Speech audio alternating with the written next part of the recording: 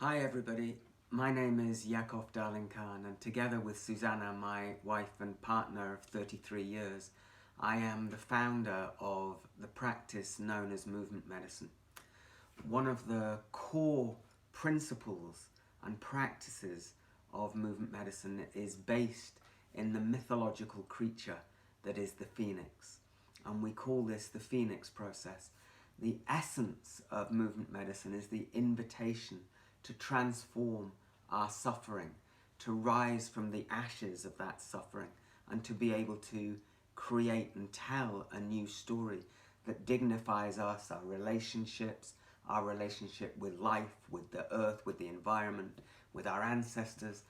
And the Phoenix process is something that we developed over years, and we've been really blessed to have a whole bunch of really dedicated long-term apprentices who we have now trained to offer this particular piece of our work known as the Phoenix process. One of those is sitting right next to me. This is David Mooney, my Irish friend from Dublin. And we've been working together for how many years? 17, I think. Oh my God, 17. See, I used to have a full head of hair and... So did I. Yeah, look what happened to us. Anyway, David has trained with us and he's going to be offering the Phoenix Process workshop, and I'm so delighted to introduce you to this man and to tell you that, you know, Gabrielle Roth used to call all her teachers fine wines, and I didn't really get what she meant until we started to have teachers that we consider to be fine wines, and this is one of them. David, tell us about the Phoenix process. So the Phoenix was, and movement medicine has been utterly profound in my life in terms of my relationship first and foremost with myself, and in the company of myself there's far more freedom inside of myself and awareness about the stories that I've been telling about myself, about who I am, about the world, about my relationships with those I'm closest to, and about the communities I'm connected to, and about my offerings in life. And the Phoenix has offered me, it's like shining a light where there wasn't a light, in terms of my agency in creating space for the gifts I have to offer in the world, and in terms of what relationship means to me and how I am in relationship has been profoundly changed by this central practice of movement medicine called the Phoenix process.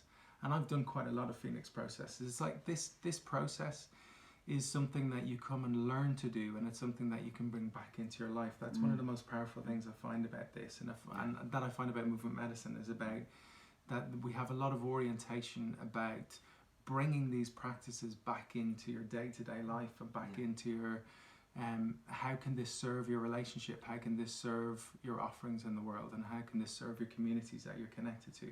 So it's quite a profound piece of work in that sense. It's not just for the dance floor and you have an experience and then you go home and it's back to the status quo. It actually has quite a profound impact on life on all levels. And what an exciting thing to bring this practice to new people and new communities. That's wonderful. Susanna and I are obviously really delighted that it's not just the two of us anymore that can bring this, and yeah, we really recommend you to avail yourself of this opportunity.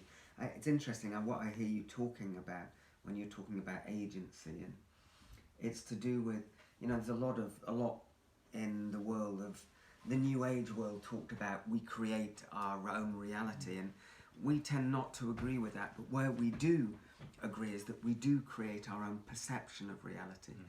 And the Phoenix process is a way of shining a light, as you were describing, on the unconscious stories, or the lens that we've been wearing for so long that we've forgotten that we're wearing it. So we look at reality through this lens and we say this is reality, and the Phoenix process helps us to kind of go, ooh, oh, this is actually a story that I'm telling about myself or about life or about another.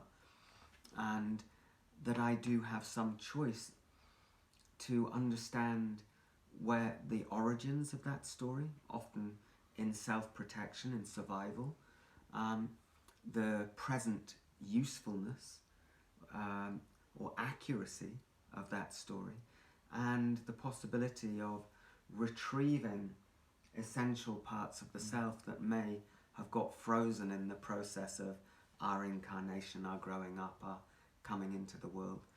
And not just soul retrieval, but also soul development as we go on, evolving at a time when the earth is crying out for human beings to wake up. So grab it, grab that phoenix and jump into the center of the fire and go to ashes and see what rises from those ashes. I think you're going to be a little bit kinder to yourself, and possibly, all being well, to others and to life through engaging with this practice and this process. So I wish you all the very best and have a good time with this fine being.